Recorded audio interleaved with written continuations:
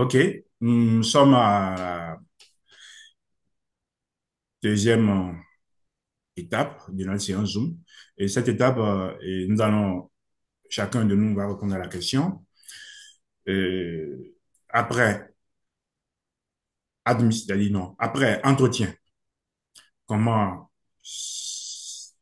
quel était son état d'âme au moment de la réception des réponses des universités, le nombre d'admissions que chacun a eu, comment chacun a vécu cette étape-là.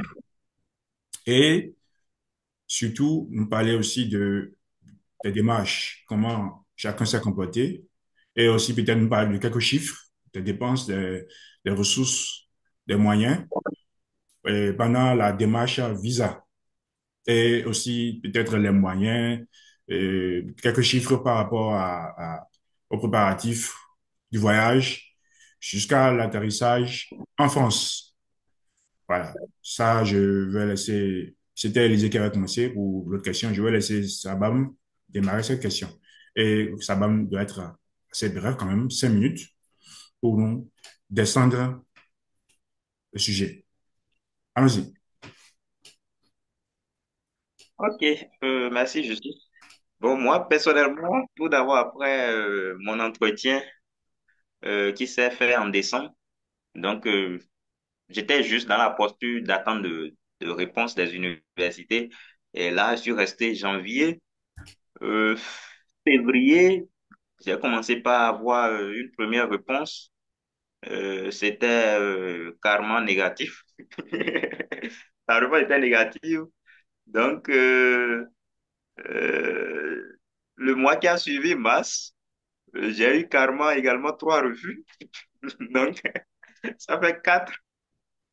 Et là, vraiment, j'avais fait des économies. Et le découragement a commencé par s'installer.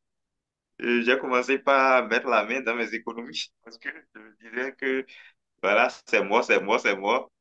Le mois qui a suivi, avril, j'obtiens encore un refus. Ça fait cinq refus. Et là, je constate que c'est carrément mort, quoi. C'est moi maintenant. Donc, j'étais là. La sixième réponse qui arrive également est négative. Sur cette fois, il y a six réponses négatives. Donc, je reste là, je commence pas à cogiter, c'est tout un stress. Ça veut dire que mes 70 000 sont allés à l'eau, mon énergie que j'ai mis dans la procédure est allée à l'eau. Et c'était là, je savais que c'était mort.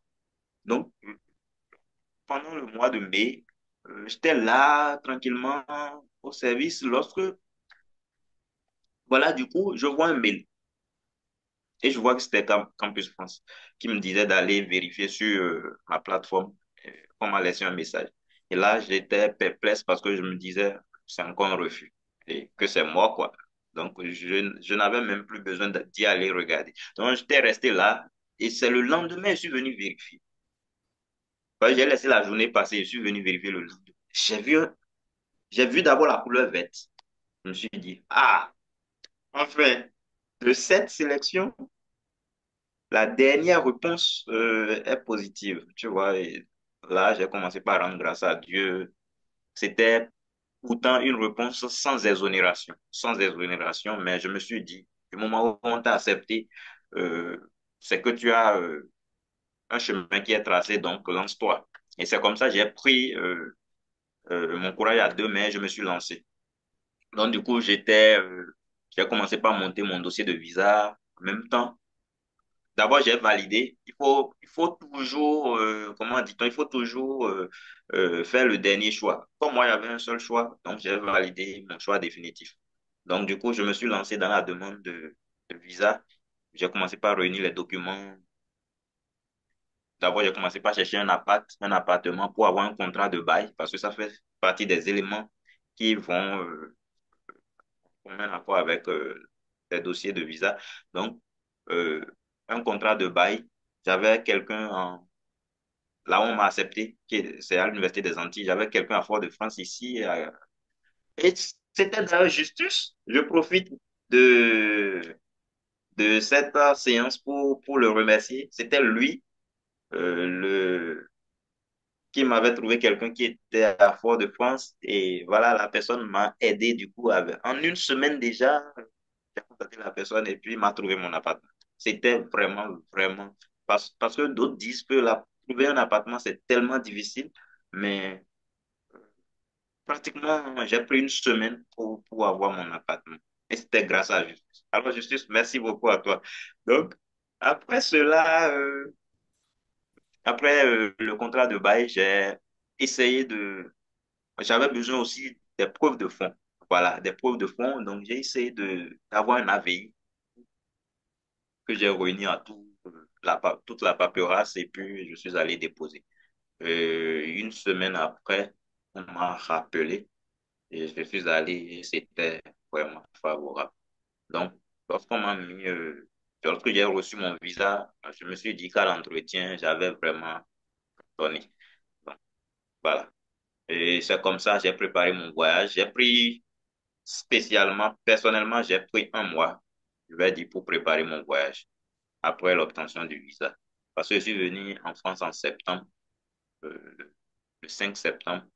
Donc, j'ai pris tout le temps de préparer le voyage. J'ai préparer proprement ma valise, surtout avec la nourriture, parce que pour les premiers mois, c'est souvent un peu compliqué, les 3 premiers mois. Il faut prévoir 3 premiers mois avant de trouver un job. C'est possible de trouver avant, mais dans sa planification, il faut mettre 3 mois au Vous moins. mentionnez quelques chiffres, Donc voilà. quelques montants, Pardon? quelques montants. Voilà. Oui, mon AVI, je l'ai fait à 350 350 parce que je n'avais pas de fonds à prouver. Donc, je suis allé négocier pour avoir un AVI, comme tout étudiant ou d'autres étudiants le font. Donc, après ça, mon contrat de bail, j'ai pris un contrat, une location à hauteur c'est la première fois que je prends un logement comme ça, à 350 euros. Je calcule ça en francs CFA, je me dis, waouh, près de 200 000, sinon 200 000. Ah, là, c'est sérieux. Donc, voilà, j'ai payé la caution à 350. Et quand je suis venu, immédiatement, j'ai payé le premier bail. C'est-à-dire quoi? Vous devrez retenir, vous qui êtes au Bled, vous qui êtes au Bénin, plus précisément, que quand vous venez, les loyers ici sont prépayés. Ça voudra dire que vous payez la caution, mais dès que vous êtes là, avant le premier jour où vous mettez pied dans l'appartement, c'est que vous payez en même temps le loyer du mois. Si je suis en septembre, là actuellement on est en novembre. On est le 30, c'est ça, les gars? Oui, 30 octobre. Ok, 30 octobre. Demain, après-demain déjà, c'est le 1er novembre. Donc, dès que vous mettez, si je suppose que c'est le 1er novembre, vous mettez pied dans l'appartement, c'est que vous payez en même temps le loyer le 1er novembre. Donc, c'est comme ça se passe. Donc, vous devrez vous préparer proprement. Donc, voilà un peu comment s'est déroulé, moi, ma procédure hein, jusqu'à ce que je suis venu. En gros, c'était tout ça. C'était tout. OK. C'était tout. Je vais repasser la parole à Élisée aussi qui va nous dire un peu son expérience et mentionner des chiffres et être aussi beaucoup bref en 5 minutes. Allons-y. Merci beaucoup. Pour moi, après l'entretien, je dirais que c'est en ce moment la procédure commence. Après l'entretien, bon, moi, j'étais parmi les premiers à soumettre mon dossier et à soumettre mon dossier depuis le 2 octobre. Donc, j'ai passé même mon entretien aux environs du 28 octobre. J'étais parmi les premiers. Donc, je croyais que j'allais avoir les réponses aussi très tôt, mais bizarrement, les réponses ont commencé par arriver à partir de fin février, non, disons le 28 février ou début mars. C'était l'université de Marseille d'abord qui a répondu. D'abord, c'est un refus. Et quand ça vient, dans l'état même, c'est l'autre que tu ne te retrouves plus. Tu étais même en classe, je ne me retrouvais même plus. Tu crois que tu as perdu un membre de ta famille. Tu ne sais même pas dans quel état tu es. Après, une deuxième réponse arrive. Esther. quelle université, maintenant, je ne me rappelle plus de l'ordre de l'université, mais c'était encore un refus pour dire, bon, niveau insuffisant ou bien quoi. Raconter le machin là. Ça m'a encore choqué. J'avais toujours espoir. Je disais, bon. Et troisième réponse, c'était Limoges. Mais eux, ils n'avaient pas donné un refus. Ils me proposaient une réorientation en fonction de la formation. Donc, ils m'avaient demandé de rédiger quelque chose pour leur envoyer. Ça, c'était aux environs d'avril, ça. Donc, j'avais fini la lettre, j'ai tout rédigé que je voulais envoyer. Et le lendemain, c'était le jour de la fête de Ramadan, c'était le 10 avril. Rouen m'a envoyé l'acceptation. Donc, quand j'ai reçu l'acceptation de Rouen, alors que Rouen, en matière de biologie, c'est la deuxième université en France, en matière de biologie. Quand j'ai reçu l'acceptation de Rouen, j'ai abandonné la lettre que je rédigeais et j'ai validé directement Rouen. Je n'ai même plus calculé le reste, tout et tout. J'ai directement validé Rouen.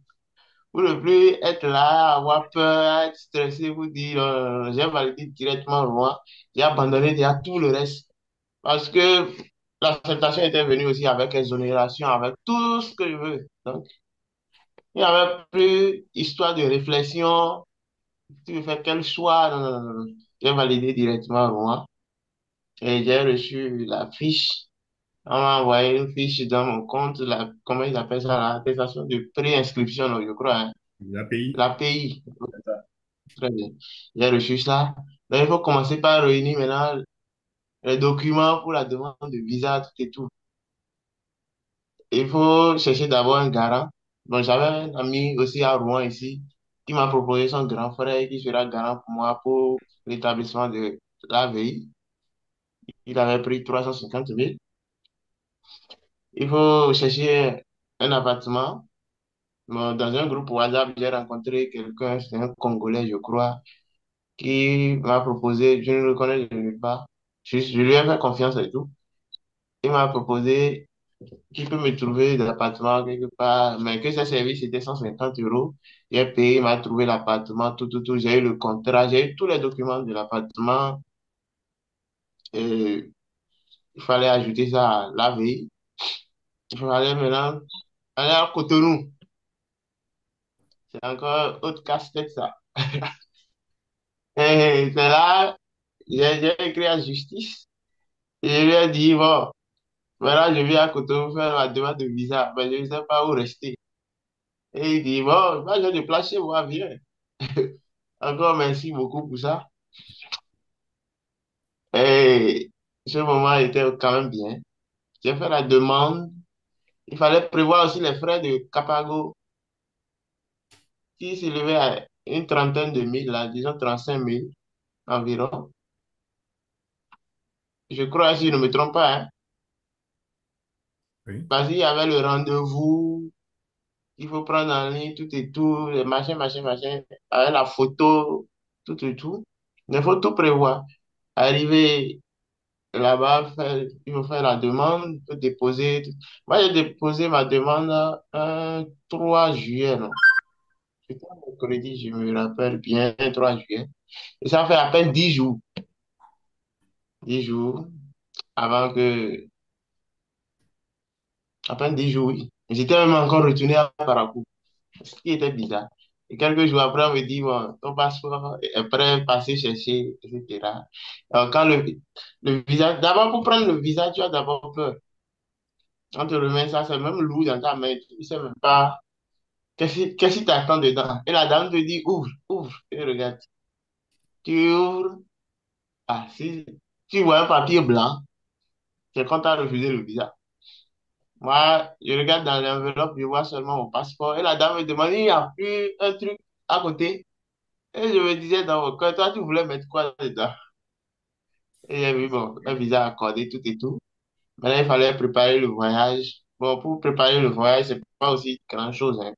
Il fallait aussi s'accentuer sur la nourriture, parce que c'est ça l'essentiel. Bon, et quelques vêtements, etc. Et le billet d'avion. Bon, ça dépend des périodes, ça varie aussi. Mais ça dépend aussi des périodes. Moi, j'ai acheté un billet à 624 000. Ça, mais si vous avez la chance, vous pouvez trouver même des billets de 200 000, 280 000, 380 000, etc. Ça dépend des périodes quand même. Donc, en gros, c'est un peu comment ça s'est passé. Juste Ok. à l'atterrissage un matin en France, ici, à Paris, un 27 août.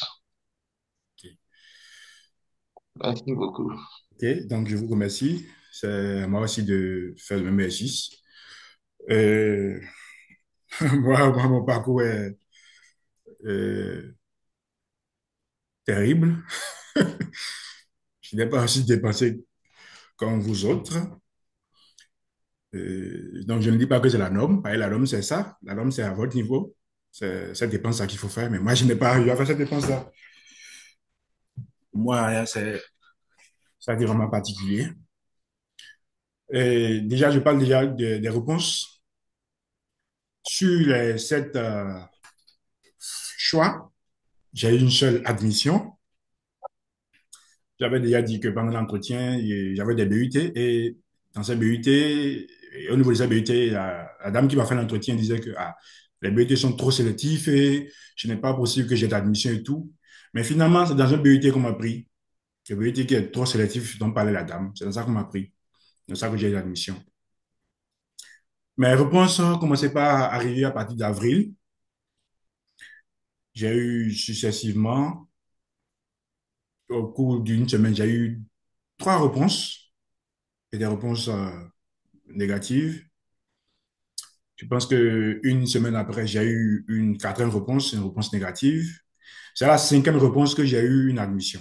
La cinquième réponse est arrivée le 2 mai. C'est du 1er au 2 mai. Donc, la réponse est arrivée. Je rentrais chez moi, je suis allé travailler, je rentrais chez moi à 20h, 21h fatigué. Je vois un mail. Le mail me dit, vous avez une réponse, qualité sur votre espace Campus France pour voir.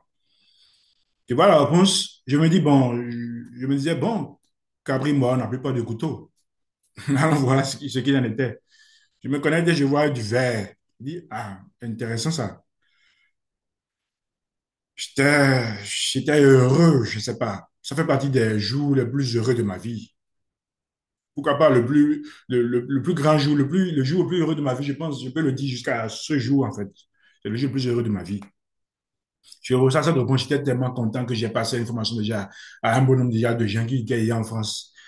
Les gens disent non, il faut cacher, ne dis pas, ne dis pas. Moi, je dis non, laissez tomber. Moi, j'ai passé l'information rapidement. Les gens disent non, garde l'information à ta maman seulement. Non, ils ne me connaissent pas, moi. L'information est passée comme une traînée de poudre. J'ai passé l'information tellement. Parce que je me suis dit une chose, je me suis dit, si jamais j'ai l'admission, c'est que c'est fini. Moi, je dis en France. C'est ce que moi, je me suis dit. Une application de non, attendre d'abord d'avoir le visa avant de commencer par être content. Non, non, non, non, moi, je dis, je suis content. Pour moi, c'est que j'ai déjà réussi. Donc, je n'avais pas déjà fait le passeport préalable, donc il fallait faire le passeport. Donc, je n'avais pas d'argent pour le passeport et tout ça.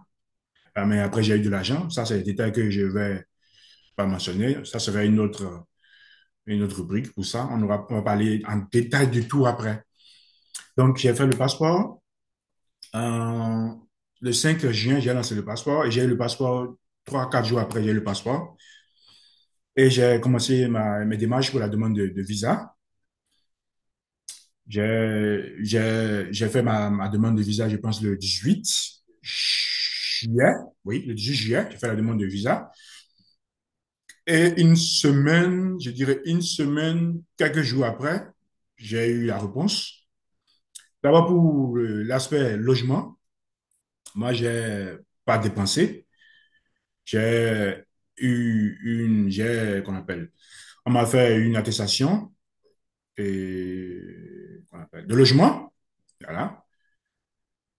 Et qu'on appelle, pour la garantie financière, pour la VI, j'ai dépensé 350 000, oui, 350 000 pour l'avoir. Pour le logement, je n'ai rien dépensé. J'ai fait ma demande de visa. comme tout le monde.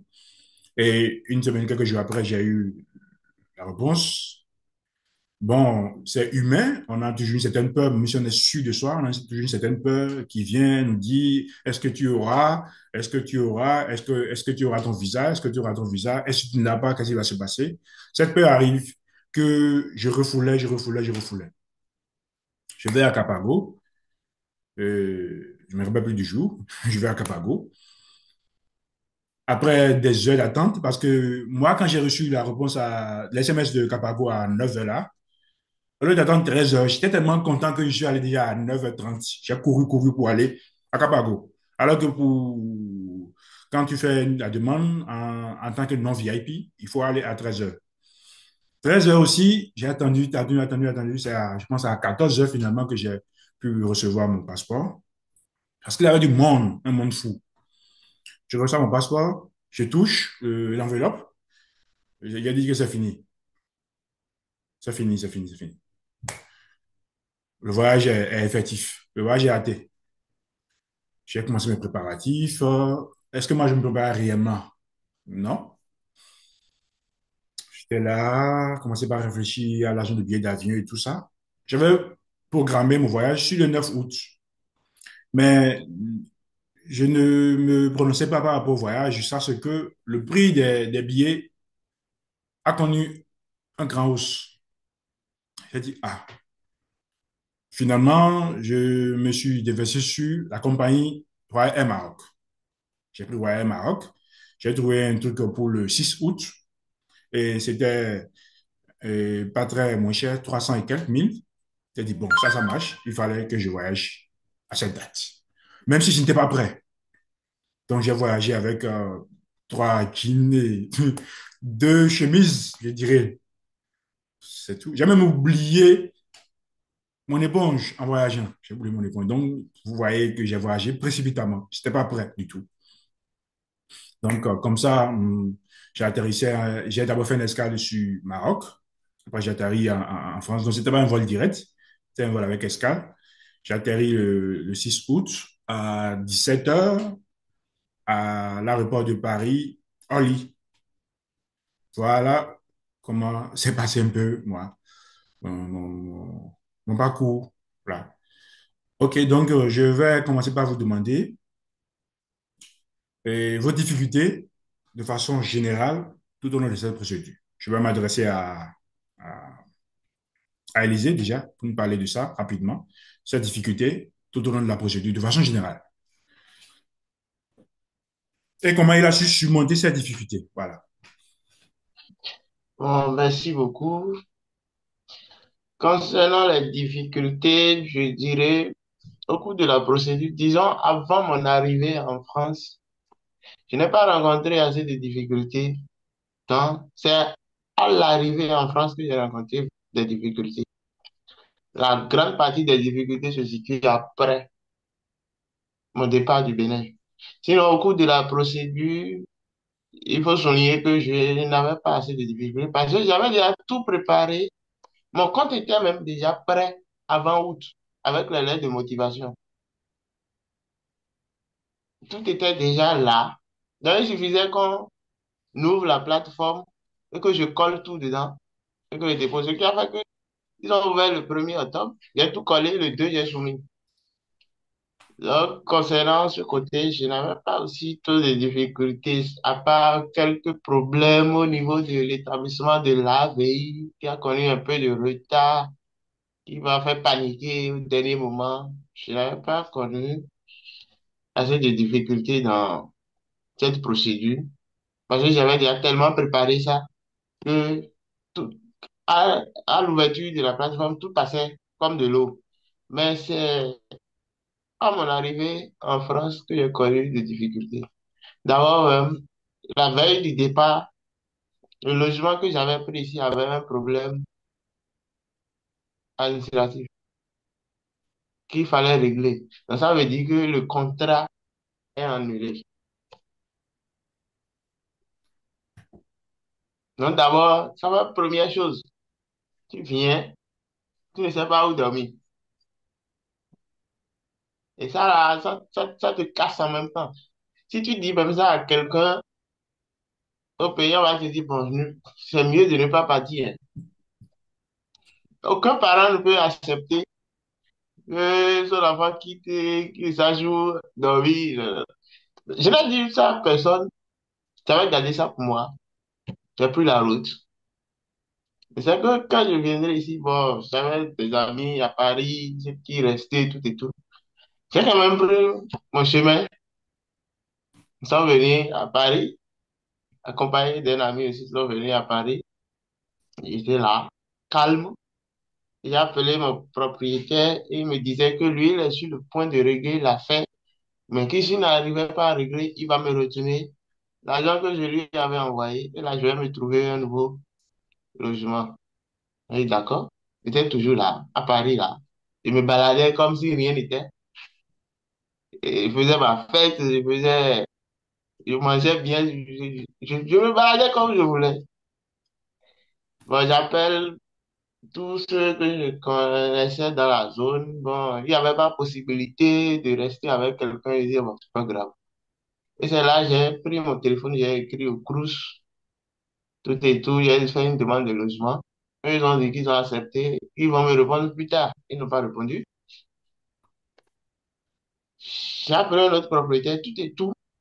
Et lui me disait que il allait me trouver une chambre, mais que c'est la semaine prochaine encore. Donc, je vais faire 2 semaines à Paris, là, en train de me balader, sans savoir où aller dormir à Rouen. Et mon propriétaire m'appelle le vendredi, il me dit, bon, que lui, il a pu gérer la situation. Il a pu gérer la situation, que si ça m'intéresse toujours, on peut aller. Et il me dit, le samedi, on ira. Et c'est lui-même qui a pris sa voiture. Il est venu me chercher. On a mis tous mes bagages de sa voiture. Et on a pris le chemin de Paris. Nous sommes venus à Rouen. Il m'a installé, tout et tout. Mais je n'avais pas payé. Même le loyer du premier mois, je n'avais pas payé. Il me dit de prendre mon temps. Quand je serai bien, j'aurai un compte, tout et tout, que je vais payer, tout ça. Donc, j'ai payé, j'ai payé même 2 semaines après. J'étais relax, j'ai payé 2 semaines après. Et au début d'octobre, le Crous m'appelle maintenant que ils m'ont trouvé que le logement que j'avais demandé est validé comme accord encore un logement. Crous, qui est encore moins cher. Parce que là-bas, c'était 400 euros. Donc, même si on fait l'aide au logement, tout ce que je dois payer encore, c'est près de 300 euros. C'est trop encore pour moi. Et ils m'ont proposé un logement au Crous. C'est là je suis actuellement. De 300 euros, bon, et avec l'aide, tout et tout, je vais me retrouver à payer 180 euros par mois comme loyer. J'ai appelé le propriétaire, je lui ai expliqué la situation, tout et tout.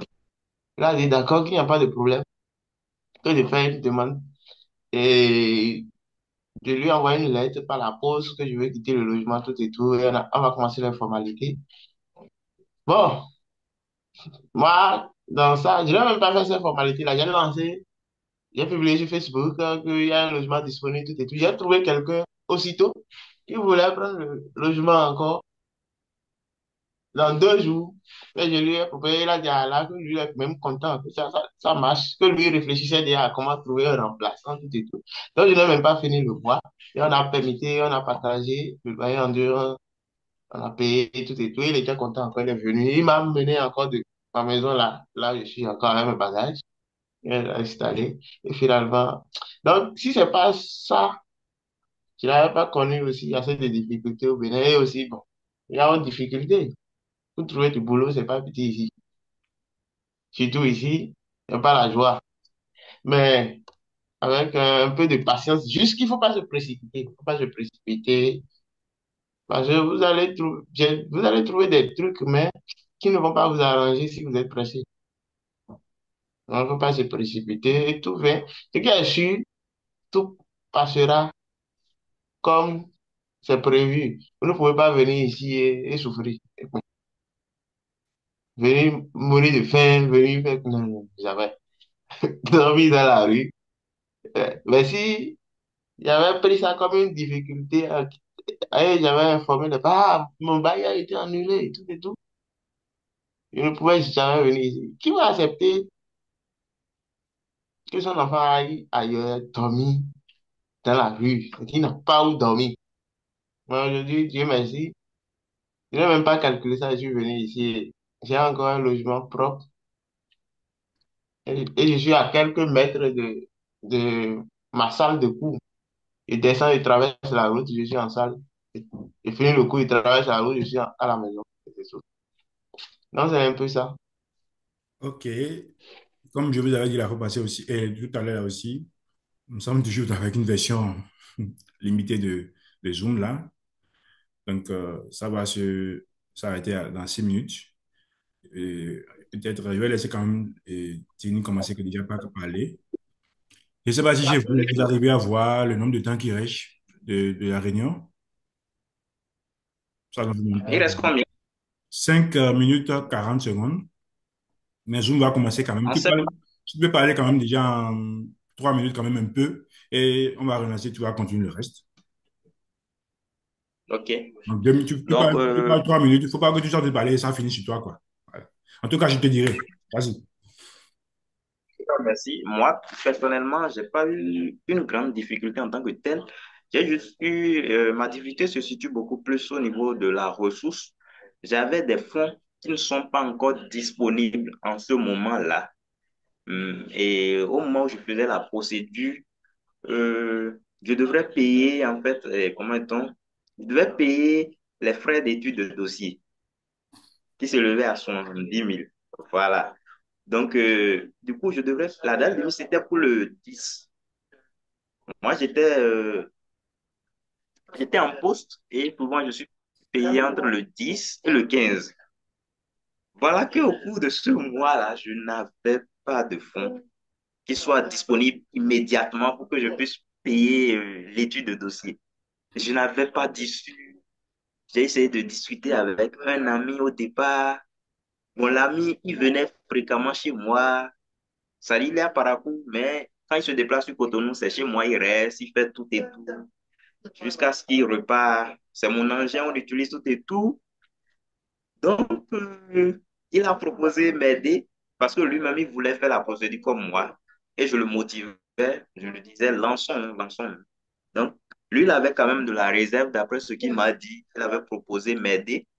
Donc, du coup, au dernier moment, je ne le comprenais plus.